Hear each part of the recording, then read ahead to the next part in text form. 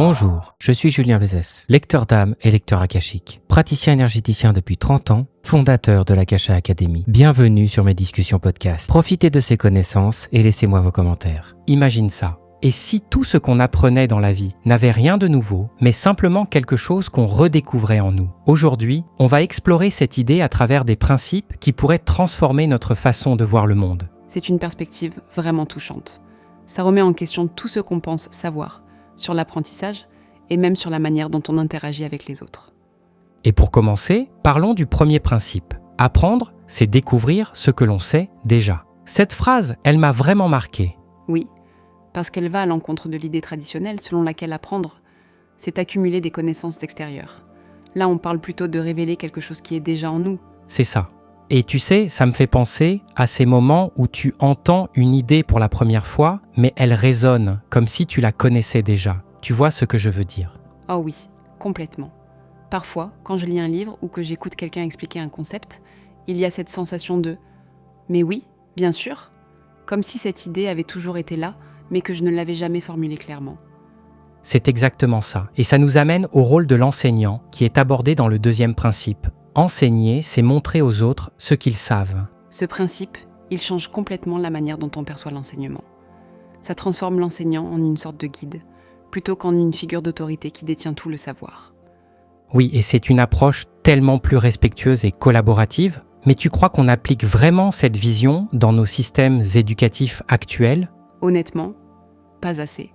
La plupart des systèmes éducatifs sont encore très axés sur la transmission descendante du savoir, où l'enseignant est vu comme l'expert et l'élève comme un réceptacle vide.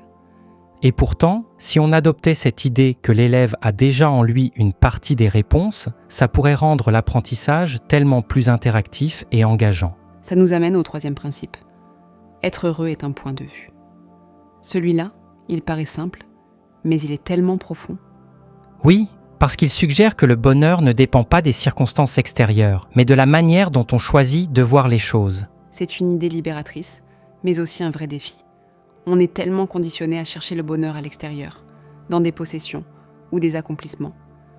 Tu crois qu'on peut vraiment apprendre à changer cette perspective? Personnellement, j'en suis convaincu. Je pense que oui, mais ça demande de la pratique. Des choses comme la gratitude, la pleine conscience, ou même simplement prendre un moment chaque jour pour apprécier ce qu'on a. Et ça nous conduit au quatrième principe, je suis honnête et je respecte. Celui-là, il me semble être une base essentielle pour tout. Oui, c'est une sorte de fondation pour toutes nos interactions. Être honnête, ce n'est pas toujours confortable, mais c'est indispensable pour construire des relations authentiques. Et respecter, c'est tout aussi crucial, surtout dans un monde où les désaccords sont si fréquents. Mais tu crois que ces deux valeurs sont toujours compatibles? Parfois, c'est vrai que l'honnêteté peut sembler manquer de respect. Mais je pense que si on est honnête avec bienveillance, alors le respect est toujours là. Et ça nous amène au cinquième principe. Je suis libre et je fais de bons choix. Celui-là, il est fascinant parce qu'il lie la liberté à la responsabilité. Être libre, ce n'est pas juste faire ce qu'on veut, c'est aussi assumer les conséquences de ses choix. Oui, et c'est une idée qu'on oublie souvent. On parle beaucoup de liberté, mais rarement de la responsabilité qui l'accompagne. Et c'est là que la méditation peut jouer un rôle. Comme le dit le sixième principe, soyons illuminés lorsque nous méditons. Tu médites, toi ?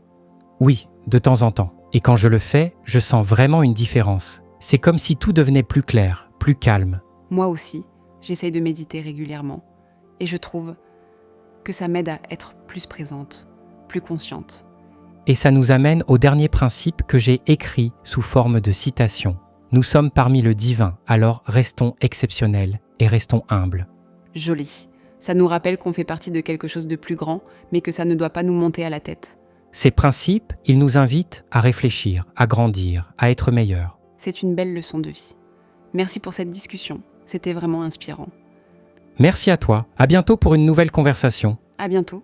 Si ce genre de sujet vous intéresse, je vous invite à rejoindre ma communauté privée, Le Refuge. Elle est totalement gratuite. Vous avez le lien dans la description.